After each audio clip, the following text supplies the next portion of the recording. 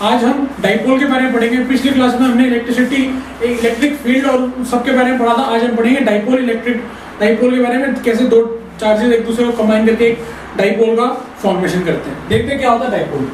सबसे पहले देखें इलेक्ट्रिक, क्योंकि हम इलेक्ट्रिक चार्ज के बारे में पढ़ रहे हैं, हमारा क्या होगा, इलेक्ट्रिक डाइपोल होगा। क्या होगा? It is a system of two equal and opposite charges.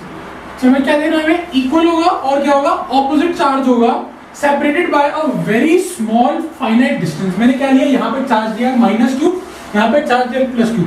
Dipole में हमेशा ध्यान रखना है कि चार्ज का जो मैग्नीट्यूड होगा वो हमेशा बराबर होगा दोनों ही चार्जेस का, ठीक है। और जो दोनों का डिस्टेंस होगा वो कुछ डिस्टेंस सेपरेट होंगे और दोनों का मैग्नीट्यूड होगा वो बराबर होगा और दोनों होंगे ऑपोजिट साइन के, मतलब ऑपोजिट नेचर के, मतलब एक नेगेटिव तो दूसरा पॉजिटिव होगा। तो उसको हम क्या बोलेंगे, इलेक्ट्रिक डाइपोल। एग्जांपल देखते हैं जैसे हमने NaCl, बहुत सिंपल एग्जांपल है।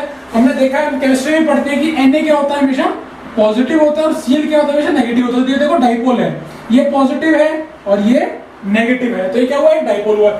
सिमिलरली ऐसे ही HCl होता है, ऐसे ही AgNO3 भी होता है।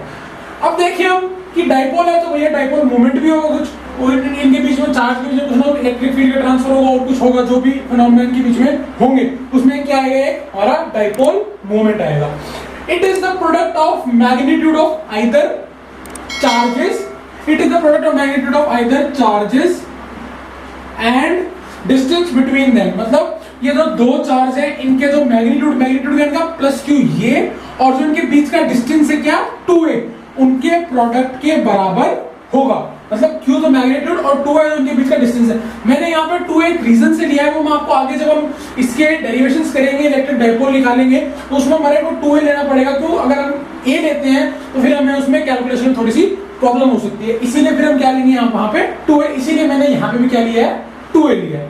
अब देखें q क्या होता है, चार्ज होता है, a क्या है, डिस्टेंस है, तो इसका जो यूनिट होगा वो क्या होगा, कूलम इनटू मीटर होगा। q का कूलम, चार्ज का कूलम और डिस्टेंस का मीटर। डायरेक्शन देखें तो हमेशा जो डाइपोल की डायरेक्शन होती है, जो डाइपोल मोमेंट की डायरेक्शन होती है वो हमेशा नेगेटिव से पॉजिटिव की तरफ होती है।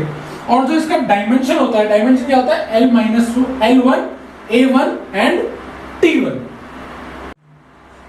अब हम देखते हैं इलेक्ट्रिक डाइपोल के कारण जो इलेक्ट्रिक फील्ड जनरेट होता है, उसकी जो इंटेंसिटी होगी, उसकी वैल्यू हमारी कितनी होगी। हम इसमें दो कॉन्सेप्ट लेंगे, एक तो एक्सियल का कॉन्सेप्ट लेंगे और एक क्या लेंगे, इक्वेटोरियल लाइन का कॉन्सेप्ट लेंगे। एक्सियल का मतलब क्या होता है, जो लाइन दे रखी है उसी के एक्सिस में, उसी की एक्सिस के अंदर जो पॉइंट हमने कोई ले लिया, वहां पे हमने क्या रखा है, कोई चार्ज रखा जिसको हमने Q0 दिया है। और जो Q0 चार्ज है वो क्या है, टेस्ट चार्ज है। हमने पहले भी मैं आपको पहले भी बात बता चुका हूं कि Q0 क्या होता है, टेस्ट चार्ज होता है और पॉजिटिव होता है। तो सबसे पहले हम डायग्राम को समझते हैं। मैंने यहाँ पे क्या किया, एक चार्ज दिया यहाँ पे -q और एक चार्ज दिया यहाँ पे कौन सा, +q। कहीं भी ले सकते हैं आप, +q यहाँ ले सकते हैं, -q यहाँ ले सकते हैं, कोई इसमें इशू है नहीं। तो देखो सबसे पहले जो -q है, -q इस Q0 पे कोई चार्ज फोर्स लगाएगा, तो जो फोर्स लगाएगा उसके कारण इसमें जो फोर्स लगा, तो इस पे फोर्स किस वजह से लगेगा, इलेक्ट्रिक फील्ड के कारण लगेगा।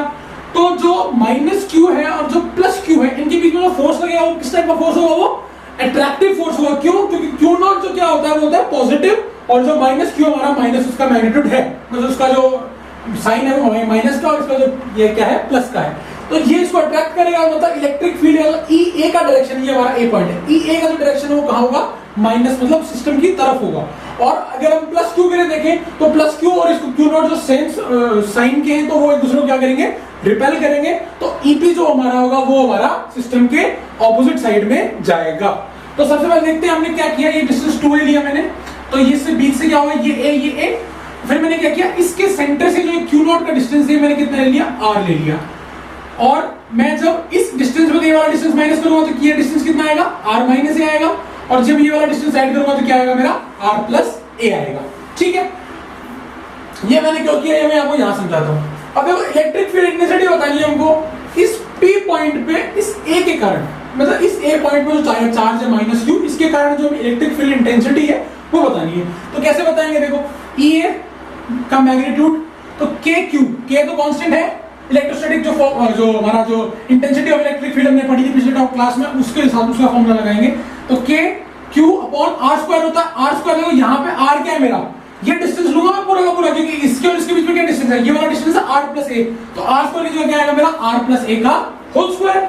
और सिमिलरली क्या देखेंगे हम, electric field on point P due two plus Q charge. अब प्लस क्यू चार्ज ही है तो इसका डिस्टेंस कितना है, r माइनस ए। चार्ज तो मैग्नीट्यूड तो क्यू ही है ना, तो k q r माइनस ए का होल स्क्वायर। अब ध्यान से देखो, r प्लस ए डिस्टेंस ज्यादा है और r माइनस ए डिस्टेंस क्या है, कम है।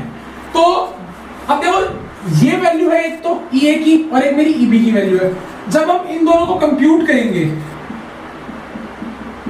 तो मुझे ये पता चलेगा कि जो EB होता है उसका जो मैग्नीट्यूड है वो EA से बड़ा होगा। ऐसा क्यों बोल रहा हूं मैं, देखो यहां पे ये डिस्टेंस कम होगी, ये डिस्टेंस ज्यादा होगी, इसका स्क्वायर करेंगे तो भी इसके स्क्वायर से तो ये कम ही आएगा। और जब सेम वैल्यू को हम डिफरेंट नंबर से डिवाइड करते हैं तो जो छोटा नंबर होगा वो हमें ज्यादा बड़ी वैल्यू देगा और जो बड़ा नंबर होगा हमें छोटी वैल्यू देगा। तो इसी तरह जो मेरा EB हो जाएगा वो हमारा क्या हो जाएगा, बड़ा हो जाएगा, और EA क्या हो जाएगा, हमारा छोटा हो जाएगा। तो EB equals two is greater than किससे हो जाएगा, EB से हो जाएगा। तो अब देखते हैं हमारी जो नेट इलेक्ट्रिक फील्ड आएगी, नेट इलेक्ट्रिक फील्ड इंटेंसिटी क्या होगी हमारी। मैंने ये आपको इसलिए बताई ये चीज क्योंकि आगे जब हम net electricity find, net electric intensity find करेंगे, इलेक्ट्रिक फील्ड इंटेंसिटी, तो उसमें मुझे क्या करना पड़ेगा, इन दोनों को या तो ऐड करना पड़ेगा या माइनस करना पड़ेगा। अब ये देखिए यहाँ पे ऑपोजिट डायरेक्शन में, तो मैं यहाँ पे क्या लूंगा, माइनस लूंगा। तो हमेशा बड़ी वैल्यू से छोटी वाली वैल्यू माइनस होगी ना, नहीं तो फिर वो माइनस का साइन का चक्कर आ जाएगा। इस वजह से मैं क्या लूंगा, ये बताना पड़ेगा कि EB जो है वो EA से क्या है, बड़ा है। इसीलिए जो नेट इलेक्ट्रिक फील्ड इंटेंसिटी होगा वो क्या होगा, मेरा EB माइनस EA। अब देखो ये वैल्यू हो गई थर्ड इक्वेशन।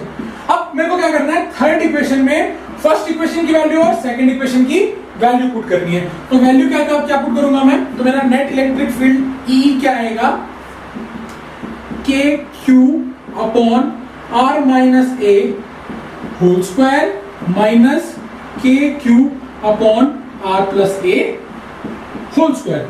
मैंने क्या किया, सिर्फ यहाँ पे ये जो वैल्यूज थी ये वाली वैल्यूज यहाँ पुट कर दिए। अब मैं यहाँ KQ कॉमन लेना, यहाँ से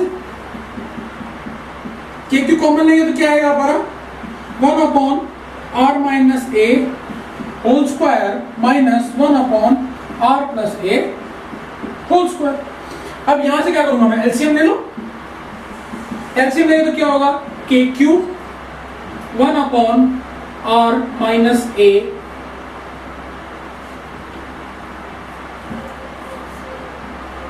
one upon R minus A whole square R plus A whole square, और यहां पे मेरे क्या आ जाएंगे, दोनों माइनस में आ जाएंगे। तो क्या, R प्लस A का whole square minus R minus A का होल स्क्वायर। अब मैं क्या करूंगा, इसका स्क्वायर खोलूंगा, इसका स्क्वायर खोलूंगा और इसको आगे सॉल्व करेंगे। अब देखते हैं इसका स्क्वायर खोलेंगे और इसका स्क्वायर खोलेंगे तो क्या होगा, हमारा जो वैल्यू आएगा वो क्या आएगा। अब देखो इसका स्क्वायर खोलिए, R प्लस A का होल स्क्वायर, तो R square plus A square plus 2AR। अब बाहर माइनस का साइन है, माइनस का साइन ऐसे पड़ा रहने दो। अब अगर साइन चेंज होएंगे तो क्या होगा, माइनस का R स्क्वायर माइनस का A स्क्वायर और प्लस का 2AR, और नीचे ऐसा कैसा सेम।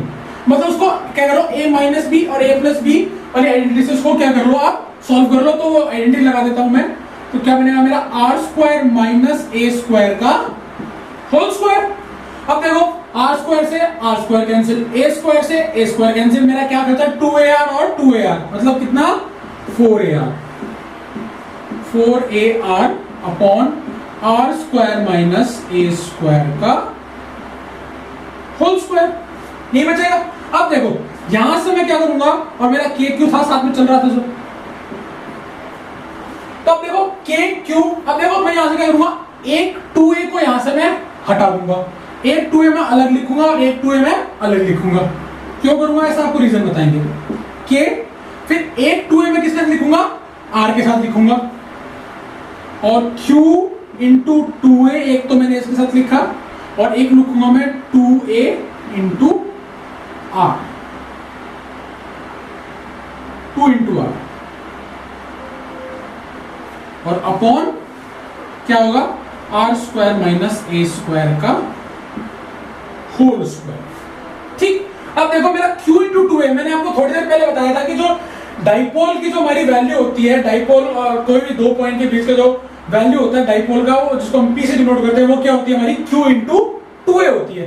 तो E equals to K P 2 और R अपॉन, देखो यहां पे कितना होगा, यहां पे कितना है R square minus A square का होल स्क्वायर। ठीक, अब मेरा ये वैल्यू आ गया। अब देखो क्या होता है कि ये डिस्टेंस है A और ये वाला डिस्टेंस A और ये पूरा डिस्टेंस R।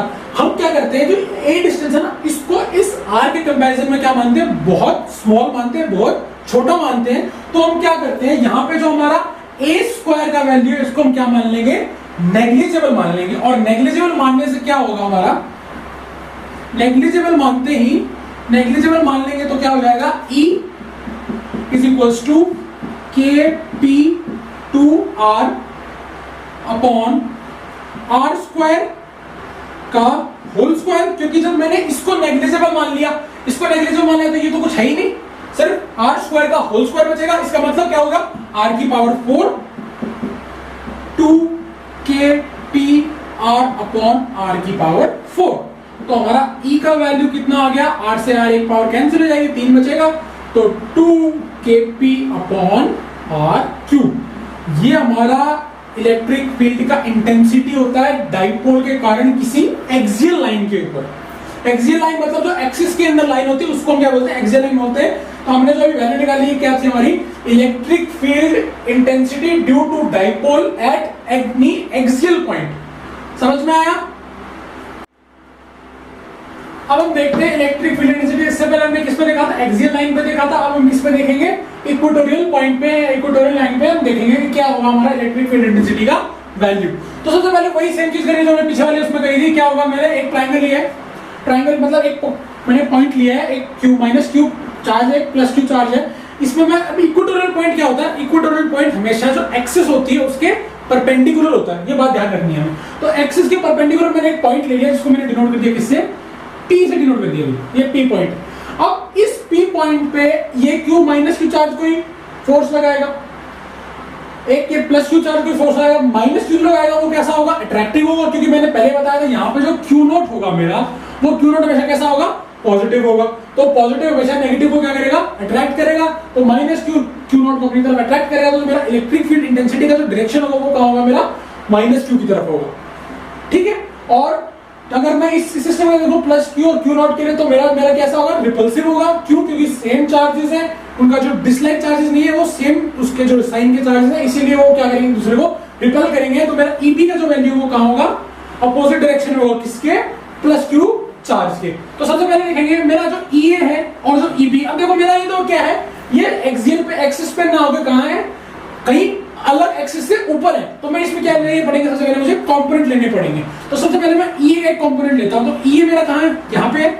तो मेरे EA के दो कंपोनेंट होंगे, किसके पर, एक तो y एक्सिस की डायरेक्शन में और एक x एक्सिस की डायरेक्शन में। x एक्सिस में हमेशा क्या लेते हैं, cos थीटा, और y एक्सिस में हमेशा क्या लेते हैं, sin थीटा। तो इसके लिए मेरे जो कंपोनेंट होंगे क्या होंगे, EA cos थीटा इस डायरेक्शन में और EA sin थीटा इस लाइन के डायरेक्शन में। ये मेरा जो EA sin थीटा ये, और ये मेरा जो EA cos थीटा ये। और सिमिलरली अगर आप EP के लिए देखें तो EP के लिए भी दो होंगे, x एक्सिस में sin थीटा और y एक्सिस में cos थीटा। तो मेरा EB cos थीटा तो इसी डायरेक्शन में होगा, क्योंकि मेरा EB ये रहा, EB cos थीटा तो मेरा ये, और EB sin थीटा मेरा ये। अब देखो देखने वाली बात है कि जो EB sin थीटा और जो EA cos sin थीटा है, वो दोनों क्या है, सेम है, ऑपोजिट है। क्योंकि देखो मेरा EA जो होगा वो किसके बराबर होगा, मेरा EB के बराबर होगा। तो अगर EA और EB बराबर बराबर होंगे तो मेरा जो EB sin थीटा और EA sin theta opposite direction में, तो वो कैंसिल हो जाएंगे। और जो मेरा EB cos थीटा और जो EA cos थीटा वो मेरे क्या हो जाएंगे, ऐड हो जाएंगे। तो मेरा जो टोटल नेट इलेक्ट्रिक फील्ड आएगा वो क्या आएगा, मेरा E equals to EA cos theta plus EB cos theta. अब मैं क्या करूंगा, मुझे पता है कि EA इक्वल्स टू EB है, तो EA इक्वल्स टू EB है, तो मेरा जो E का वैल्यू आएगा वो क्या आएगा, मेरा 2EA cos थीटा, क्योंकि मैं EB की जगह पे क्या रख दूंगा, E रख दूंगा। तो मेरा क्या आ जाएगा, 2EA cos थीटा। मेरा EA का वैल्यू क्या है, ये दे रखा। अब मुझे cos थीटा का वैल्यू निकालना, थीटा कौन सा लेंगे हम, थीटा हमेशा लेंगे ये वाला। तो थीटा के अकॉर्डिंग मेरा वैल्यू क्या आएगा, cos थीटा का वैल्यू क्या होता है, cos थीटा का वैल्यू B अपॉन क्या होता है, पंडित बद्री प्रसाद वाले फॉर्मूले से, पंडित बद्री प्रसाद हर हर बोले, तो P upon H, sorry B upon H, तो B अपॉन H के हिसाब से देखो क्या होगा, बेस मेरा क्या है A है और H क्या होगा मेरा हाइपोटेनियस, ये होगा। तो मेरा cos थीटा का वैल्यू क्या आना चाहिए, cos थीटा का वैल्यू क्या आएगा मेरा A upon under root R square plus A square, यही आएगा। अब मैं ये क्या करूंगा, EB की वैल्यू, EA की वैल्यू और cos थीटा की वैल्यू मैं कहां पुट कर दूंगा, इस फॉर्मूले में पुट कर दूंगा। तो इस फॉर्मूले में पुट करने के बाद जो मेरा वैल्यू आएगा वो क्या आएगा, E equals to 2 into K Q upon R square plus A square, ये तो मेरा एक वैल्यू हो गया, इंटू क्या आएगा मेरा A upon R square plus A square under root के अंदर, ये पावर 1 ये पावर हाफ, तो मेरा टोटल पावर कितना हो जाएगा के क्यू। अब मैं इसको यहाँ पे मैं क्या लूंगा, पहले ही ले लेते हैं हम, के को यहाँ ले लेते हैं, 2 को a के साथ ले लेते हैं, q into 2a upon power कितना r square plus a square का होल पावर 3/2, 1 पावर तो ये रहा और 1/2 ये रहा, तो मेरा होल पावर कितना हो जाएगा 3/2। अब देखो वापस वही बात आ गई, q इंटू 2a क्या होता है मेरा, q इंटू 2a वही इलेक्ट्रिक डाइपोल वाली बात, क्या होता है p होता है, तो kp upon R square plus A square का होल पावर 3/2। अब देखो मेरा यहाँ पे पावर क्या हो गया 3/2 है, वही बात मैं वापस क्या लूंगा, वही सेम चीज लूंगा जो मैंने पहले ली थी, क्या कि मैं a की जो वैल्यू है, a जो है उसको मैं क्या मान लूंगा, नेग्लिजिबल मान लूंगा, किसके कंपैरिजन में, r के कंपैरिजन में। तो r के कंपैरिजन में जब मैंने a को नेग्लिजिबल मान लिया तो मेरा जो वैल्यू है वो क्या बना, kp अपॉन आर स्क्वायर का होल पावर 3/2। तो अब आर स्क्वायर का होल पावर 3/2 उसकी वैल्यू क्या होती है, E is equals to kp upon R cube, 2 से 2 क्या हो गया, कैंसिल हो गया, तो मेरा E is equals to kp upon R cube value I, वो वैल्यू किसकी होगी, इस पॉइंट पे जो मेरा नेट इलेक्ट्रिक फील्ड इंटेंसिटी होगा इन दोनों डाइपोल के कारण, उसकी वैल्यू क्या होगी, kp अपॉन आर क्यूब होगी। तो आज का वीडियो यही खत्म होता है। अगर आपको वीडियो पसंद आया तो इसे लाइक करें, शेयर करें, सब्सक्राइब करें चैनल को और बेल नोटिफिकेशन को ऑन करें ताकि आगे आने वाले वीडियोस की नोटिफिकेशन आपको सबसे पहले मिल जाए, और कमेंट जरूर करें, और अगर आपका कोई भी डाउट है तो आप कमेंट में डाल सकते हैं, उसका आपको जवाब देने की पूरी कोशिश